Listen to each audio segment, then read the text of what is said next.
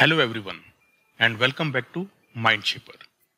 ये है part 4 smart English sentences का, जिसमें कि हम 15 रोज बोले जाने वाले सेंटेंसेस उनको इंग्लिश में हम कैसे बोलते हैं और साथ ही साथ बहुत सारी वोकैबुलरी सीखेंगे। तो चलिए देर किस बात की है, जल्दी से शुरू करते हैं। आज का पहला सेंटेंस है, क्या आप थोड़ी देर के बाद कॉल कर सकते हैं? इसको इंग्लिश में हम बोलेंगे, can you please call me a bit letter. A bit का मतलब होता है कुछ समय या छोटा अंश। लेटर का मतलब होता है बाद में।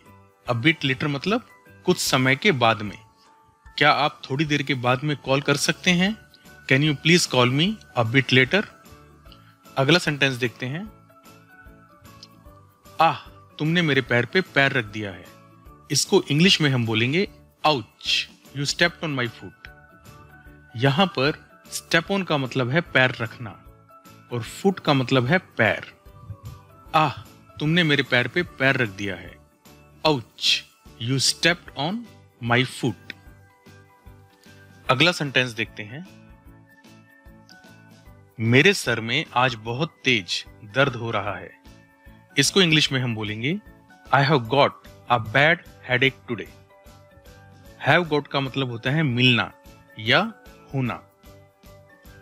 एक का मतलब होता है पीड़ा या दर्द, जैसे पेट में दर्द होना स्टमक एक, सर में दर्द होना हेडेक। मेरे सर में आज बहुत तेज दर्द हो रहा है। I have got a bad headache today. अगला सेंटेंस देखते हैं, तुम्हें यह पता होना चाहिए। इसको इंग्लिश में हम कहेंगे, you should know this. Should एक मॉडल वर्ब है जिसका मतलब होता है चाहिए। नो का मतलब होता है पता होना या फिर जानना। तुम्हें यह पता होना चाहिए, यू शुड नो दिस। अगला सेंटेंस देखते हैं, कभी कभी ऐसी बात हो जाती है, अब शांत हो जाओ। इसको हम इंग्लिश में बोलेंगे, थिंग्स हैपन, रिलैक्स। हैपन का मतलब होता है होना, रिलैक्स का मतलब होता है शांत होना या फिर आराम करना। इस कॉन्टेक्स्ट में रिलैक्स का मतलब है शांत होना। कभी कभी ऐसी बात हो जाती है, अब शांत हो जाओ। Things happen, relax. आगे चलते हैं, कभी ना कभी उसको अपनी गलती का एहसास होगा। इसको हम इंग्लिश में बोलेंगे, सूनर और later he will realize his mistake. Sooner और लेटर का मतलब होता है कभी ना कभी या फिर आज नहीं तो कल। रियलाइज का मतलब होता है एहसास होना। कभी ना कभी उसको अपनी गलती का एहसास होगा। सूनर और later he will realize his mistake. आगे चलते हैं, तुमने तो कमाल कर दिया। इसको हम इंग्लिश में बोलेंगे, यू डिड वंडर्स। वंडर का मतलब होता है चकित होना या फिर ताज्जुब करना। जब कोई इंसान कोई ऐसा काम करता है कि दूसरा इंसान चकित हो जाए तो हम बोलते हैं, आपने तो कमाल कर दिया, यू डिड वंडर्स। आगे चलते हैं, मेरी आंखों में आज सुबह से दर्द हो रहा है। इसको हम इंग्लिश में बोलेंगे, आई हैव सोर आइज सिंस दिस मॉर्निंग। सोर का मतलब होता है पीड़ादायक या दर्द। सोर आइज का मतलब पीड़ादायक आंखें। दिस मॉर्निंग का मतलब है आज सुबह। इसको टुडे मॉर्निंग भी हम बोल सकते हैं। मेरी आंखों में आज सुबह से दर्द हो रहा है। आई हैव सोर eyes since this morning. Next sentence देखते हैं, यह मेरी लिखावट नहीं है। इसको हम इंग्लिश में बोलेंगे, this is not my hand writing. Hand writing का मतलब होता है लिखावट। यह मेरी लिखावट नहीं है, this is not my hand writing. अगला सेंटेंस देखते हैं, पूछने में हर्जी क्या है। तो इसको हम इंग्लिश में बोलते हैं, what is the harm in asking. Harm का मतलब होता है नुकसान। आस्किंग का मतलब होता है पूछना। हार्म इन आस्किंग मतलब पूछने में नुकसान। पूछने में हर्ज ही क्या है, पूछने में नुकसान ही क्या है। What is the harm in asking. अगला सेंटेंस देखते हैं, माफ कीजिएगा मैं सुन नहीं रहा था। मेरा ध्यान कहीं और चला गया था। इसको इंग्लिश में बोलेंगे sorry, I wasn't listening, I was distracted. अब ये जो सिनेरियो है ये यूजुअली होता है जब हम ऑनलाइन कोई मीटिंग करते हैं या ऑनलाइन कोई क्लास अटेंड करते हैं।